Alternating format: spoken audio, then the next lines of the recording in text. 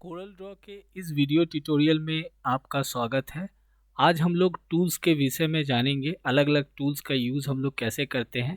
फ़िलहाल मैं Corel Draw 2020 का यूज़ कर रहा हूं। तो यहाँ पे देखिए, आप जो लेफ़्ट हैंड साइड में ये जो बॉक्स दिखाई दे रहा है, ये है टूल बॉक्स। अगर ये टूल बॉक्स यहाँ पे आप मौजूद नहीं है तो आप यहाँ से मेनू बार में जाके यहाँ से विंडो में जाइएगा और यहाँ पे देखिएगा, नीचे आइएगा, यहाँ है टूल बार्स। अभी देखिए यहाँ पे डिस्प्ले हो रहा था, इसलिए यहाँ पे चेक मार्क है। अगर मैं इसको ऑफ कर देता हूँ तो लेफ्ट हैंड साइड में देखिएगा, यहाँ से टूल बॉक्स चला जाता है। और लाने के लिए विंडो में जाते हैं, टूल बार्स में जाएंगे, उसके बाद यहाँ पे टूल बॉक्स जो है, यहाँ पे चेक बटन है, इस पर क्लिक कर दीजिएगा। तो यहाँ पे देखिए ये टूल बॉक्स यहाँ पे आ जाएगा। अब यहाँ पे आप देखें, अगर गौर से देखिएगा तो यहाँ पे जो सबसे पहला टूल है, जो बहुत ही कॉमन सा टूल है, जो भी कोरल ड्रॉ का वर्जन आप यूज़ कर रहे हैं, उसके अंदर देखिएगा जो सबसे पहला टूल है वो है आपका pick tool. Just like mouse pointer की तरह है। अगर मैं यहाँ पे इसके कॉर्नर में यहाँ पे क्लिक करके रखता हूँ तो यहाँ पे देखिए पिक टूल के साथ देखिए और भी अदर्स दो टूल्स यहाँ पे आपको नज़र आता है। तो सबसे पहले हम लोग पिक टूल के विषय में जानेंगे। तो पिक टूल देखिए माउस पॉइंटर की तरह ही दिखने में लगता है। अब इसका काम क्या है, तो यहाँ से मैं रेक्टेंगल टूल में क्लिक करता हूँ और यहाँ से मैं एक रेक्टेंगल शेप इस तरह से बनाया। अब यहाँ पे पिक टूल क्या काम करता है, पिक टूल पे क्लिक करेंगे और यहाँ से अगर मैं कॉर्नर पे यहाँ पे माउस पॉइंटर रखता हूँ, पिक टूल पे क्लिक करने के बाद आप किसी भी शेप यानी किसी भी ऑब्जेक्ट को इस तरह से छोटा बड़ा रिसाइज कर सकते हैं। यहाँ से अगर बीच में मैं क्लिक करता हूँ तो यहाँ से आप इस तरह से रोटेट कर सकते हैं ऑब्जेक्ट को। प्लस यहाँ पे स्क्रू का बटन है, इस तरह से ऑब्जेक्ट को स्क्रू भी कर सकते हैं। प्लस इसे दोबारा अगर हम लोग क्लिक करते हैं, इसको रीपोजिशन कर सकते हैं, कहीं भी इसको एक जगह से दूसरी जगह ले जा सकते हैं। और भी क्या कर सकते हैं इससे, जैसे मैं एक ऑब्जेक्ट और बनाता हूं, जैसे एक सर्कल यहाँ बनाया, एक सर्कल यहाँ बनाया।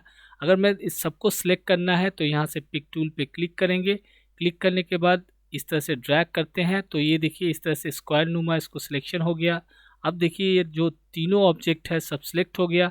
इसे भी आप इस तरह से मूव करा सकते हैं, इसे भी आप इस तरह से ड्रैग करके तीनों को एक साथ इस तरह से रिसाइज कर सकते हैं, इस तरह से इसको रोटेट कर सकते हैं। उसके बाद चाहे तो एक साथ अगर क्लिक कर दीजिएगा तो सब में सेम कलर इसमें फिल भी हो जाता है। तो ये काम आप यहाँ से पिक टूल के माध्यम से कर सकते हैं। अब इसके बाद हम लोग जो दूसरा टूल जानेंगे उसके विषय में जानेंगे। पिक टूल पे अगेन हम लोग अगर क्लिक करते हैं तो इसके साथ देखिए यहाँ पे फ्री हैंड पिक नाम का एक टूल है। यहाँ से देखिए ठीक ये यहाँ पे ये जो टूल आपको दिखाई दे रहा है, यहाँ पे देखिए कॉर्नर में छोटा छोटा डॉट्स दिखाई दे रहा है, मर्क्यू सिलेक्शन की तरह फ्री हैंड पिक। अब ये क्या काम करता है, जैसे यहाँ पे अगर मैं इस सर्कल इलिप्स टूल पे क्लिक करता हूँ, देखिए यहाँ पे एक सर्कल बनाया, फिर एक सर्कल छोटा सा बना लेता हूँ, फिर एक सर्कल यहाँ बना लेता हूँ, एक सर्कल यहाँ बना लिया, फिर एक सर्कल यहाँ बना लिया, फिर एक सर्कल यहाँ बना लिया। देखिए अब इतने सारे ऑब्जेक्ट्स बन गए हैं। अब मैं इसको फ्रीली कैसे सिलेक्ट कर सकता हूँ, तो इसके लिए हम लोग यहाँ से फ्री हैंड टूल पे अगर मैं बाहर क्लिक करता हूँ, पहले इसको अनसेलेक्ट कर देता हूँ, सिलेक्ट है। अब देखिए कोई भी ऑब्जेक्ट यहाँ पे सिलेक्ट नहीं है। अगर मैं यहाँ पिक टूल पे क्लिक करता हूँ यहाँ पे, और यहाँ पे फ्री हैंड पिक पे अगर मैं क्लिक करता हूँ, और जैसे ये देखिए दोनों ये ऑब्जेक्ट ओवरले कर रहा है, यहाँ पे इसको और इसको सिलेक्ट करना है तो कैसे कर सकते हैं, तो नीचे पे यहाँ पे मैंने माउस पॉइंटर रखा, सिंपली देखिए इस तरह से, फिर से देखें इस तरह से ड्रैग किया और इस तरह से मैं ये शेप को लूँगा। उसके बाद इस तरह से अगेन देखिए इस तरह से क्लिक किया, ये देखिए ये सिलेक्ट हो रहा है, ये अच्छी तरह से नहीं हुआ है, सिंपली इस तरह से ड्रैग करते हैं, ये देखिए इस तरह से फ्री हैंड के रूप में स्टार्टिंग पे लाके यहाँ पे क्लिक कर दिया तो देखिए ये दोनों ऑब्जेक्ट सिलेक्ट हो गया। अब इसको आप चाहे तो इस तरह से मूव कर सकते हैं, प्लस इसमें एक साथ अगर कलर करना है तो इस तरह से कलर कर सकते हैं। तो आप एक साथ दो तीन, जैसे मर्क्यू टूल की तरह जैसे ये सिलेक्शन आप कर सकते हैं। जैसे मान लेते हैं अब ये तीनों को सिलेक्ट करना है तो कैसे करेंगे, अगेन हम लोग यहाँ से ये देखिए फ्री हैंड पिक पे क्लिक किया मैंने, और इसको यहाँ से ये देखिए मैं इस तरह से, ये देखिए इस तरह से मैं इसको सिलेक्ट कर रहा हूँ, यहाँ से इसको ले जा रहा हूँ। देखिए आप किस तरह से मैं इसको सिलेक्ट कर रहा हूँ, देख सकते हैं तीनों को सिलेक्ट इस तरह से क्लिक कर देंगे, यहाँ पे ले आएंगे। ये देखिए जिस जगह से शुरू किया था यहाँ पे लाके अगर मैं छोड़ देता हूँ तो देखिए ये तीनों ऑब्जेक्ट, ध्यान से देखिएगा, तीनों ऑब्जेक्ट सिर्फ सिलेक्ट हो गया, बाकी देखिए तीनों रह गया। मतलब जिसके ऊपर मैंने इस तरह से ड्रैग किया था फ्रीली, ये सिलेक्शन हो गया। उसके बाद अगेन आप इसको कलर कर सकते हैं, प्लस इसको रिसाइज, यहाँ कॉर्नर से रिसाइज कर सकते हैं, प्लस यहाँ से अगर आप चाहें तो इस पर क्लिक करके इस तरह से रोटेट कर सकते हैं, यहाँ देख सकते हैं। उसके बाद इसको स्क्रू भी कर सकते हैं, मतलब सब काम आप कर सकते हैं जैसे आप पिक टूल से कर रहे थे। फ़र्क सिर्फ इतना है, इसको फ्रीली आप सिलेक्शन कर सकते हैं फ्री हैंड टूल से। यहाँ पे देखिए फ्री हैंड पिक टूल से। उसके बाद है यहाँ से हम लोग सीखेंगे फ्री ट्रांसफॉर्म। तो अब मान लेते हैं सबको अगर मुझे सिलेक्ट करना है तो अगेन आप यहाँ से कर सकते हैं पिक टूल पे क्लिक करके इस तरह से स्क्वायर, देखिए ये स्क्वायर नंबर सिलेक्शन हो रहा है, सिलेक्ट हो गया। उसके बाद यहाँ से कीबोर्ड से आप डिलीट कर दीजिएगा, डिलीट हो जाएगा। अब पिक टूल के साथ यहाँ पे देखिए फ्री ट्रांसफॉर्म बोल के एक टूल है। अब इसका यूज़ देखते हैं। जैसे इसके लिए हम लोग यहाँ पे जो ये रेक्टेंगल टूल है इस पर क्लिक करते हैं और मैं देखिए यहाँ पे एक रेक्टेंगल इस तरह से शेप बनाता हूँ। ये मैंने एक रेक्टेंगल शेप बनाया। अगर मुझे ये दोनों साइड, जैसे ये है और नीचे वाला साइड, अगर दोनों को मैं अगर इस तरह से ड्रैग कर रहा हूँ तो सिर्फ वन साइड देखिए इंक्रीज़ हो रहा है, देखिए सिर्फ नीचे वाला, जिधर मैं बढ़ाना चाह रहा हूँ सिर्फ बढ़ा इस तरह से बढ़ रहा है। लेकिन अगर मैं चाहता हूँ दोनों ही इक्वली ऊपर नीचे वर्टिकली दोनों तरफ से इंक्रीज़ हो, इधर से भी हॉरिजेंटली इंक्रीज़ हो, तो क्या करेंगे, तो उसके लिए यहाँ पे ये जो टूल है पिक टूल पे क्लिक करेंगे और फ्री ट्रांसफॉर्म जो टूल है फ्री ट्रांसफॉर्म पे क्लिक करेंगे। क्लिक करने के साथ देखिएगा जैसे आप फ्री ट्रांसफॉर्म पे क्लिक कीजिएगा यहाँ उसके प्रॉपर्टी बार में कुछ इस तरह से देखिए फ्री रोटेशन आ गया, उसके बाद फ्री एंगल रिफ्लेक्शन आ गया, फिर यहाँ पे देखिए फ्री स्केल है। तो फ्री इसी का ये सब टूल्स है। ये जो आप यहाँ पे जो टूल है फ्री ट्रांसफॉर्म टूल, इसी का ये सब टूल है। तो यहाँ पे फ्री स्केल का जो ऑप्शन है इस पर क्लिक करेंगे और अगर मैं इसको ऊपर की तरफ देखिए इस तरह से ड्रैग कर रहा हूँ तो देखिए ऊपर की तरफ ये सिलेक्शन हो रहा है। इस तरह से देखिए, इस तरह से देखिए कैसे इंटरचेंज हो रहा है, देखिए इस तरह से छोटा हो जा रहा है। अगर मैं इसको इधर से लेफ़्ट राइट इधर से ड्रैग करूँगा तो इस तरह से देखिए इसका साइज रिसाइज हो रहा है। ऊपर इस तरह से ड्रैग कर रहा हूँ तो दोनों तरफ देखिए अब दोनों तरफ से इंक्रीज़ हो रहा है। तो आप इस तरह से स्केलिंग भी कर सकते हैं। यहाँ पे देखिए ये देखिए छोटा कर सकते हैं इस तरह से। तो यहाँ से स्केल का ये ऑप्शन है, यहाँ से कर सकते हैं। उसी तरह यहाँ पे देखिए फ्री रोटेशन है, इसी टूल का ये फ्री रोटेशन ऑप्शन है। तो यहाँ पे अगर मैं क्लिक करता हूँ और अगर मैं यहाँ से इसको घुमाना चाहता हूँ, ये देखिए यहाँ से घूम रहा है, मतलब जिस जगह रोटेशन का मिड पॉइंट रहेगा वहाँ से घूम रहा है। अगर मैं यहाँ से घुमाना चाहता हूँ तो देखिए सिर्फ यहीं से ये घूम रहा है, देख सकते हैं। अगर मुझे यहाँ से घुमाना इस कॉर्नर से, जिस जगह से रखिएगा उसी जगह से घूमेगा, जैसे यहाँ से घूम रहा है। अगर मुझे यहाँ से घुमाना है तो इसको यहाँ से घुमा सकते हैं। उसी तरह यहाँ पे देखिए यहाँ से घुमाना है इसको इधर से घुमा सकते हैं। मतलब जिस जगह पे आपका मिड पॉइंट, जिस जगह से चाहें आप ये वाला टूल पे क्लिक कीजिएगा फ्री ट्रांसफॉर्म टूल, और यहाँ से आप ये रोटेशन वाला है फ्री रोटेशन, यहाँ पे क्लिक कीजिएगा, उसको आप इस तरह से रोटेट कर सकते हैं। उसी तरह ये देखिए रिफ्लेक्शन वाला है सेम उसी तरह फ्री एंगल यहाँ पे रिफ्लेक्शन आता है उसी तरह। उसके बाद देखिए यहाँ पे मतलब ज़्यादातर क्या होता है ये टूल और ये टूल ज़्यादा यूज़ किया जाता है। उसके बाद यहाँ पे फ्री स्क्रू है, तो अगर मैं इसको इस तरह से स्क्रू करना चाहें इस तरह से स्क्रू से इसको स्क्रू भी कर सकते हैं। तो ये काम आप यहाँ से इस टूल के माध्यम से फ्री ट्रांसफॉर्म के माध्यम से कर सकते हैं। अब आगे बढ़ते हैं। यहाँ पे देखिए इसके बाद वाला जो टूल है वो है आपका शेप टूल। अब शेप टूल कैसे काम करता है वो मैं आपको दिखाता हूँ। तो पहले तो इसको हम लोग पिक टूल पे क्लिक करते हैं और इसको यहाँ से हम लोग डिलीट कर देते हैं। यहाँ पे देखिए शेप टूल है। शेप टूल क्या काम करता है, कैसे हम लोग कोई भी ऑब्जेक्ट हो, कहने का मतलब कोई जो शेप बनाते हैं उसको हम लोग रीशेप कर सकते हैं, कोई डिज़ाइन बना सकते हैं, कोई लोगो बना सकते हैं। तो उसके लिए एक छोटा सा एग्जांपल दिखाना चाहता हूँ। जैसे रेक्टेंगल टूल पे मैंने क्लिक किया और यहाँ से देखिए मैं इस तरह से एक रेक्टेंगल शेप बना लिया, बन गया। उसके बाद यहाँ पे शेप टूल पे अगर मैं क्लिक करता हूँ और इसका शॉर्टकट है F10 भी लिखा हुआ है। यहाँ देखिए लिखा हुआ है एडिट अ कर्व ऑब्जेक्ट और text character bye manipulating nodes. अब आप नोड्स को मैनिपुलेट कर सकते हैं। अब नोड क्या है वो भी दिखाता हूँ मैं आपको। पहले शेप टूल पे मैंने क्लिक कर दिया, ये जो पॉइंट आपको दिख रहा है ये सब हुआ है, छोटे छोटे स्क्वायर बॉक्स दिख रहा है, ये है नोड इस शेप का। अब इस पर तो पहले मैंने क्लिक किया तो यहाँ पे देखिए ब्लैक कलर का नोड आ गया। उसके बाद आपको क्या करना, ऑब्जेक्ट में जाइएगा और यहाँ पे नीचे आइएगा, ऑब्जेक्ट मेनू से कन्वर्ट टू कर्व्स है या यहाँ पे शॉर्टकट है Ctrl+Q, इस पर क्लिक कर दीजिएगा। उसके बाद अब जैसे ही मैं देखिए मेरा माउस पॉइंटर के साथ छोटा सा एस दिखाई देगा, अगर मैं यहाँ पे क्लिक करता हूँ छोटा सा एक सर्कल आपको दिखाई दे रहा है। अब यहाँ पे देखिएगा इस टूल पे जैसे ही क्लिक करेंगे यहाँ पे उसके प्रॉपर्टी बार में कुछ ऑप्शंस यहाँ शो कर रहा है। देखिए ये ग्रीन कलर का ऐड नोड्स, इस पर क्लिक करेंगे एक नोड देखिए ऐड हो गया। अगर फिर से अगर मुझे यहाँ पे नोड ऐड करना है तो यहाँ पे क्लिक किया और यहाँ से मैं इस प्लस पे क्लिक करूँगा, नोड ऐड हो गया। बीच में चाहिए तो यहाँ पे क्लिक कर देंगे और यहाँ पे ऐड नोड पे क्लिक कर सकते हैं। अगर डबल क्लिक कीजिएगा तो भी देखिए यहाँ पे ये डबल क्लिक किया तो भी नोड ऐड हो जाता है यहाँ पे। अब मान लेते हैं किसी नोड को मुझे डिलीट करना है तो क्या कर सकते हैं, सिंपली ऐड नोड पे क्लिक करके यहाँ से ये जो माइनस वाला है डिलीट नोड, इसे डिलीट कर सकते हैं। इसको, ये जो नोड है इस तरह से मैं इसको मूव करा सकता हूँ। अगर मैं इसको यहाँ से इस दोनों नोड को इस तरह से सिलेक्ट करके अगर मैं नीचे इस तरह से देखिए इस तरह से ले जाता हूँ, ये देखिए ये मैं इस तरह से लेके चला आया, नीचे आ गया। ये मैनिपुलेट कर रहे हैं नोड को। ये जो नोड है पहले से बना हुआ है, इसको ड्रैग करके इस तरह से हम लोग शेप दे सकते हैं। यहाँ से इसको इस तरह से हम लोग इस तरह से एक डिज़ाइन वी लेटर बना सकते हैं। ये जो दोनों नोड है, इस नोड को इस तरह से ड्रैग करके दोनों को सिलेक्ट करेंगे इसी टूल से। यहाँ पे वो ऑप्शन दिखाई दे रहा है कन्वर्ट टू कर्व पे क्लिक करेंगे।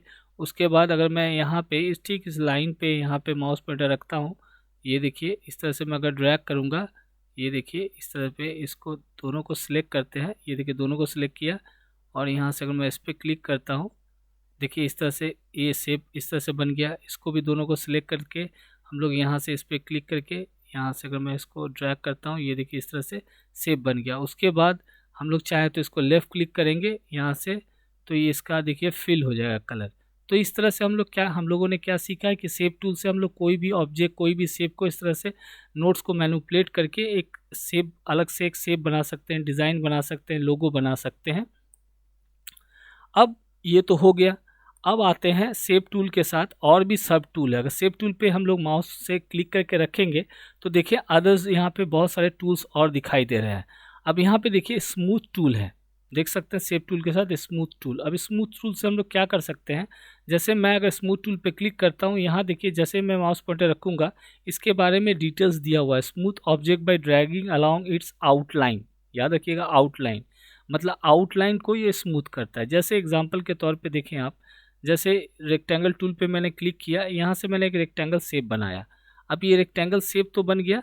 अब यहाँ से हम इसका जो आउटलाइन है थोड़ा सा मैं थिक करूँगा, मोटा करूँगा यहाँ से, जिससे आपको समझ में अच्छी तरह से आ जाए। यहाँ से 3 पॉइंट कर दिया तो देखिए कैसा थिक। अब ये जो कॉर्नर पे ध्यान दीजिएगा, देखिए नोकीला कॉर्नर आपको दिखाई दे रहा पॉइंट की तरह।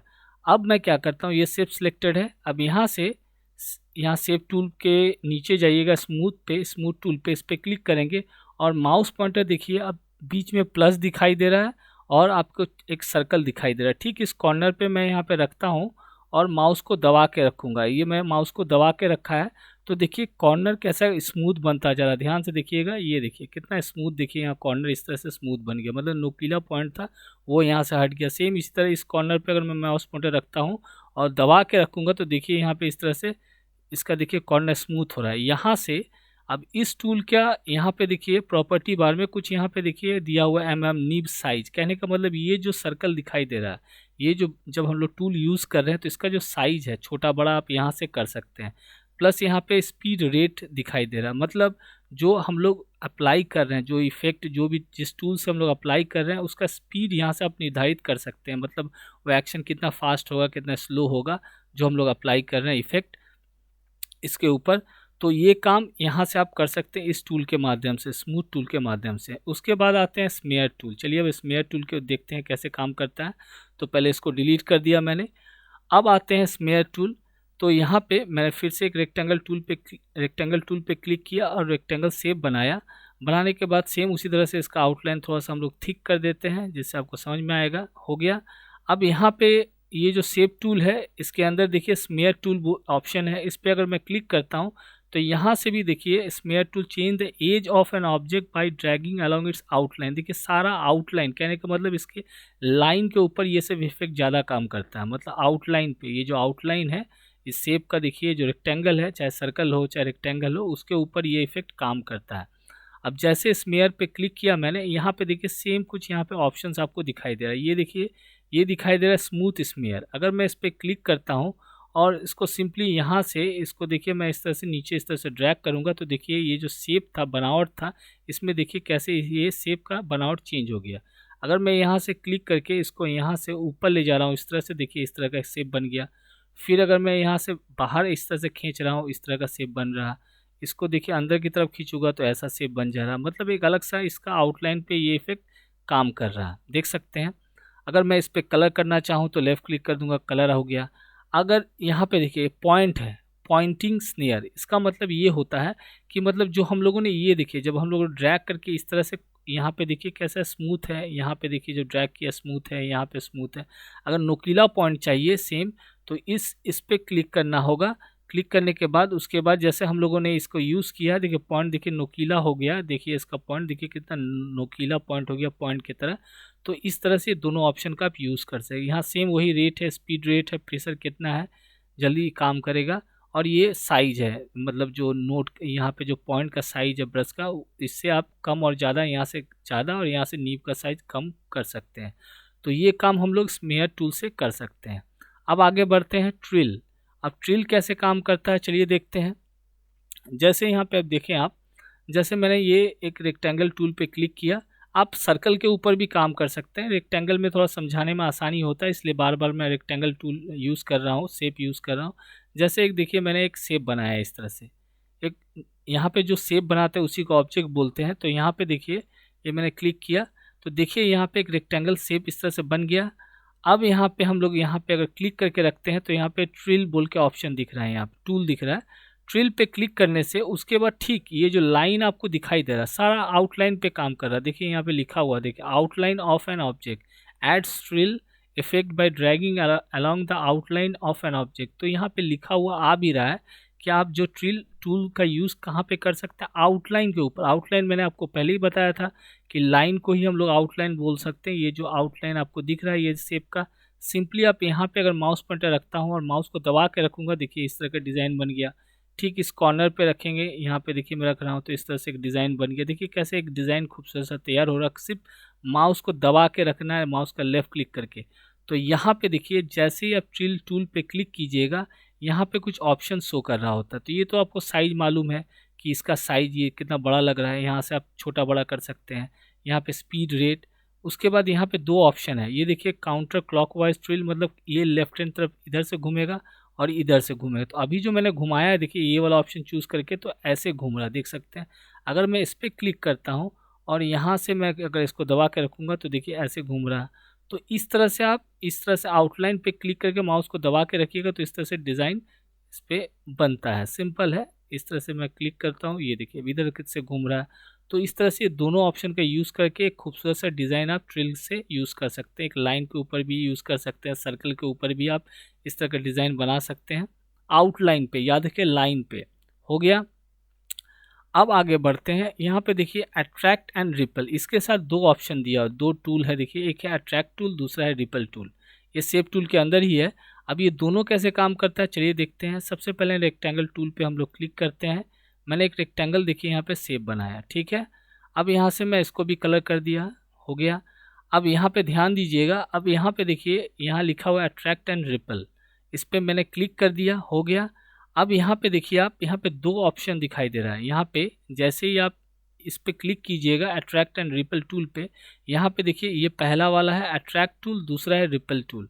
अब अट्रैक्ट टूल पे मैं क्लिक करता हूँ, ध्यान दीजिएगा अट्रैक्ट टूल पे क्लिक करता हूँ, ये मैंने क्लिक कर दिया। उसके बाद यहाँ पे माउस पॉइंटर लाता हूँ। अभी देखिए ये सर्कल पे ध्यान दीजिएगा, सर्कल के बीच में देखिए प्लस का साइन आपको दिखाई दे रहा है, एक छोटा सा प्लस है, ये सेंटर पॉइंट है। अगर मैं इसको बाहर रखता हूँ, मतलब इस शेप के बाहर में प्लस, देखिए मेरा प्लस अभी कहाँ है, बाहर है, अभी अंदर में है, इस पर ध्यान दीजिएगा। अभी मेरा देखिए प्लस यहाँ बाहर है, अगर मैं इस तरह से ड्रैग करके नीचे लाता हूँ तो देखिए नीचे जा रहा है, क्योंकि बाहर से मैंने अंदर किया, ध्यान दीजिएगा बाहर से अंदर किया। अगर मैं अंदर रखा, ये प्लस कहाँ है देखिए ध्यान से, प्लस मेरा अंदर में देखिए। अब इसको मैं इस तरह से बाहर ले जा रहा हूँ, देखिए बाहर इस तरह से जा रहा है।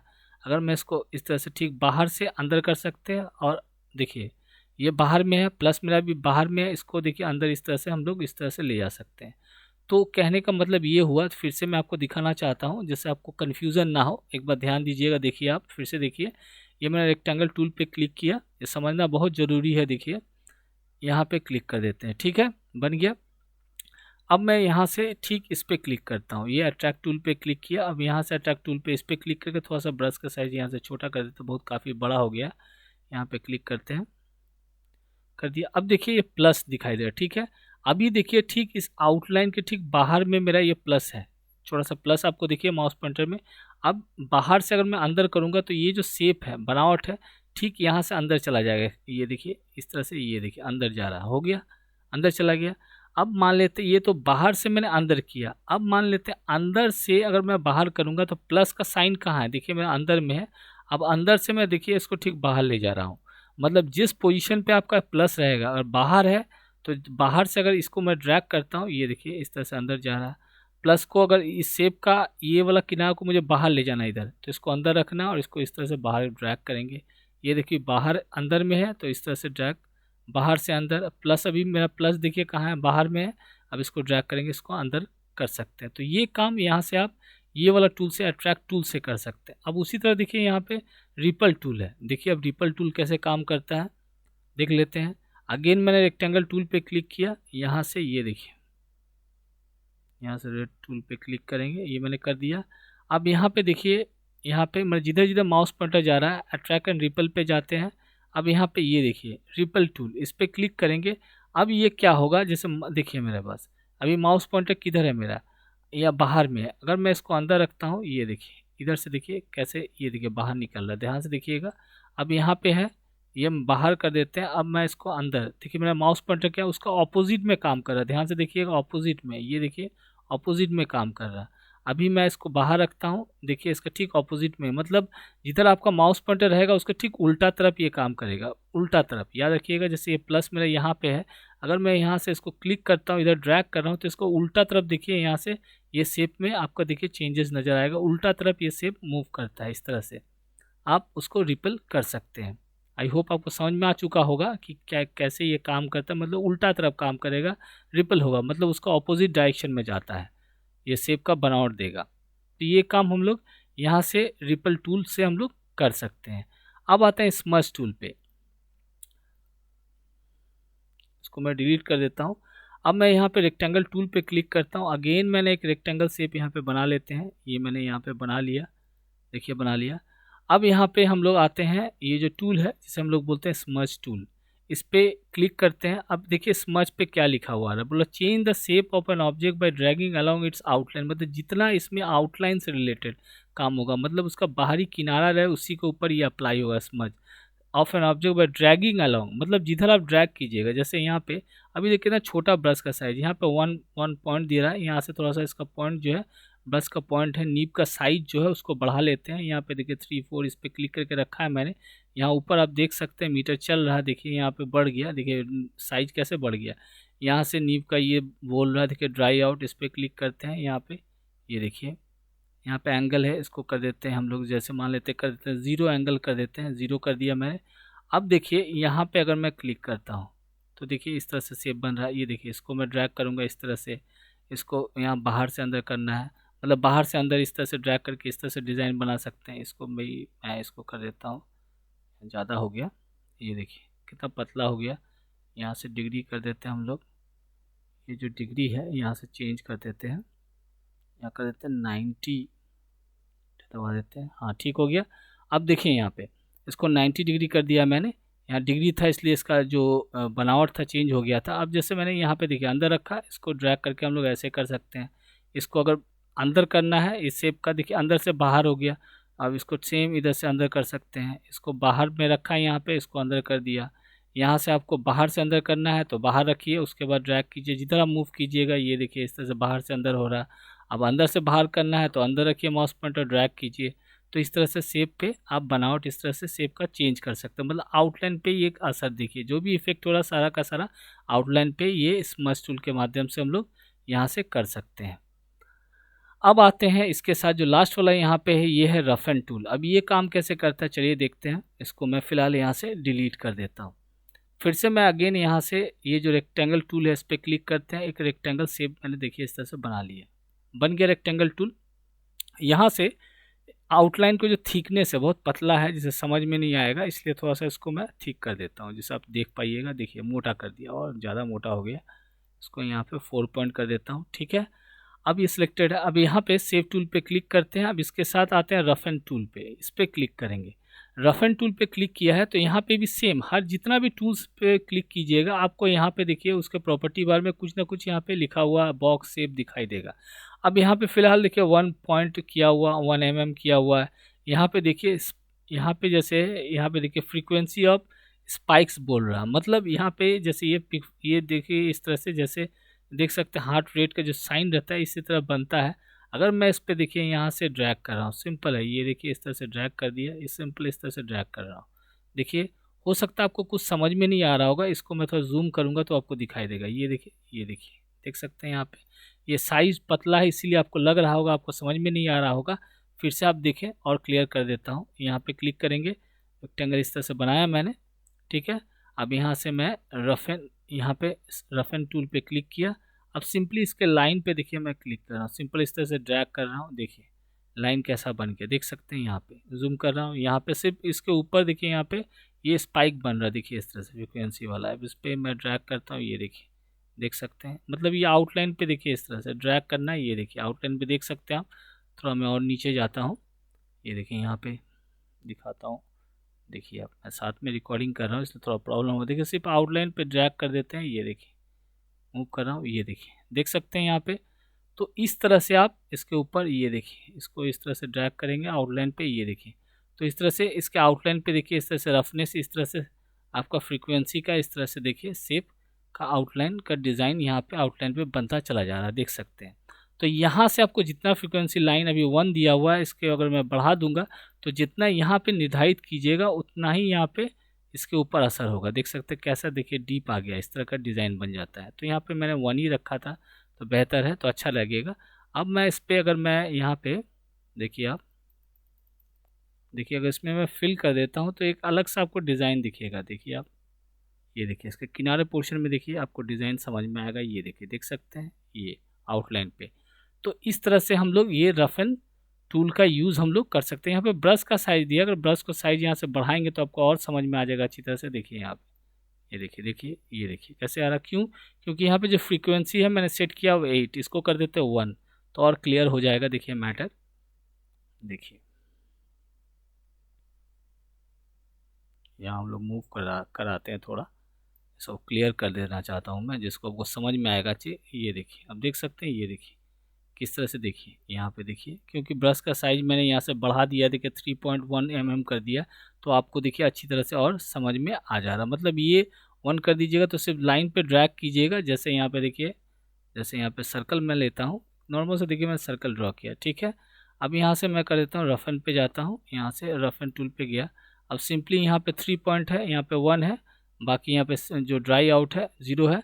अब सिंपली देखिए मैं इसके ऊपर देखिए कैसे मैं ड्रैग कर रहा हूँ, देखिए मेरा डिज़ाइन कैसा बन रहा है। देखिए ये देखिए ड्रैग कर दे रहा हूँ, एक अलग सा देखिए इस तरह से फ्लावर नुमा डिज़ाइन बन गया। अब यहाँ से क्लिक कर देंगे, लेफ़्ट क्लिक, कलर हो गया, राइट क्लिक करेंगे, इसका आउटलाइन का कलर चेंज हो जाएगा। ये देखिए, तो इस तरह का एक डिज़ाइन हम लोग बना सकते हैं इसके माध्यम से, ये रफ एंड टूल के माध्यम से। तो ये ट्यूटोरियल के अंदर मैंने आपको बताया, इस पिक टूल के विषय में बताया, उसके बाद यहाँ पे शेप टूल के साथ जितने टूल्स थे सबके विषय में मैंने बारीकी से एक एक करके बताया। बहुत कुछ किया जा सकता है इन टूल्स के माध्यम से, अलग अलग। ये सिंपली से एक बेसिक मैंने बता रहा हूँ कि कैसे ये टूल काम करता है, और बाकी टूल्स के बारे में नेक्स्ट पार्ट में मैं बताऊंगा, क्योंकि ट्यूटोरियल काफ़ी लंबा हो जाता है, बहुत ज़्यादा लंबा हो जाने से बोरिंग हो जाता है।